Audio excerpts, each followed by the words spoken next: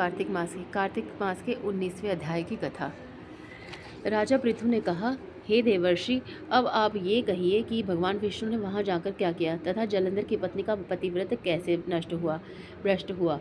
नारद जी बोले, जलंधर के नगर में जाकर के भगवान विष्णु ने उसकी पत्नी पतिव्रता स्त्री वृंदा को प्रतिव्रत भंग करने के विचार किया। वह उसके नगर के उद्यान में जाकर के ठहर गए और रात को उसको स्वप्न दिया।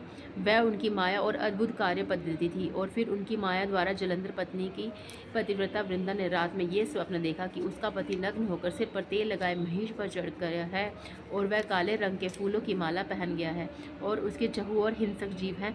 वह सिर मुड़ाए हुए अंधकार में अग्नि दिशा की ओर जा रहा है। उसने अपने नगर को समुद्र में डूबा हुआ देखा और इस प्रकार बहुत से भयानक सपने देखे। फिर तत्काल ही वह जाग पड़ी और सपनों के संबंध में विचार करने लगी। इतने में उसने सूर्य को उदय होते हुए देखा और उसमें एक छिद्र दिखाई दिया तथा वह कांतिहीन था। इसे उसने अनिष्ट जाना। वह भयभीत होकर के रोने लगी। वह छज्जे पर गई, अटारी पर चढ़ी, भूमि पर उतरी, मगर उसको कहीं पर भी शांति प्राप्त ना हुई। फिर वह अपनी 2 सखियों को साथ ले उपवन में गई, परंतु वहाँ भी उसको कल न पड़ी।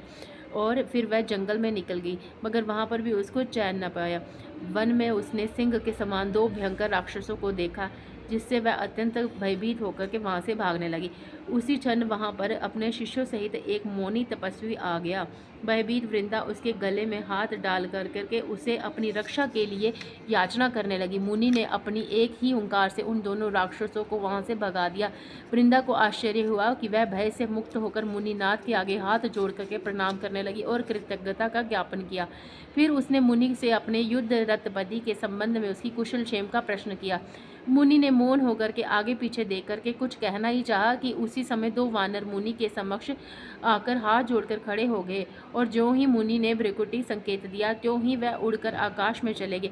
फिर जालंधर का सिर वह धड़ लेकर के मुनि के पास आ गए। तब वृंदा अपने पति को मृत हुआ जानकर मूर्छित होकर पृथ्वी पर गिर पड़ी और अनेक प्रकार के वचन कह करके दारुण विलाप करने लगी। पश्चात उसने वह उस मुनि से कहा, हे कृपा निधे, आप मेरे पति को जीवित कर दीजिए।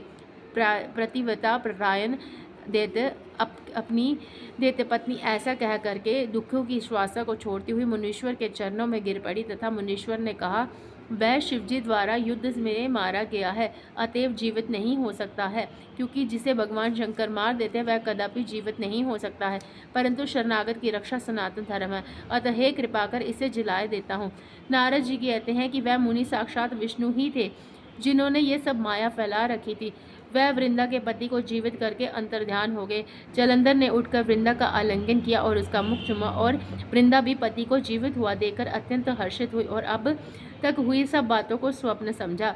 पश्चात वृंदा सकाम हो बहुत दिन तक उसी वन में अपने पति के साथ विहार करती रही। फिर एक दिन उसे सूरत एवं संभव काल के अंत में भगवान विष्णु की पहचान लिया।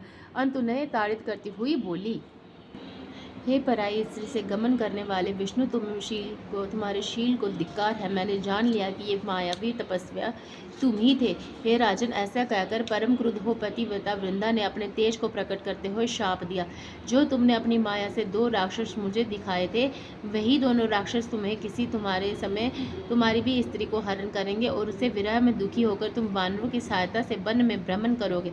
ये सर्वेश्वर जो इस समय तुम्हारा शिष्य बना है वह तुम्हारा साथी रहेगा। ऐसा कर पतिव्रता वृंदा भगवान विष्णु को लाख मना करने पर भी अग्नि में प्रवेश कर गई और ब्रह्मा आदि देवता आकाश में उसका प्रवेश देखते रहे। वृंदा के शरीर का तेज श्री पार्वती जी के शरीर में मिल गया और आकाश से जय जयकार का शब्द होने लगा। पतिव्रत धर्म के प्रभाव से वृंदा ने मुक्ति प्राप्त की। जय हो। 19वां अध्याय समाप्त।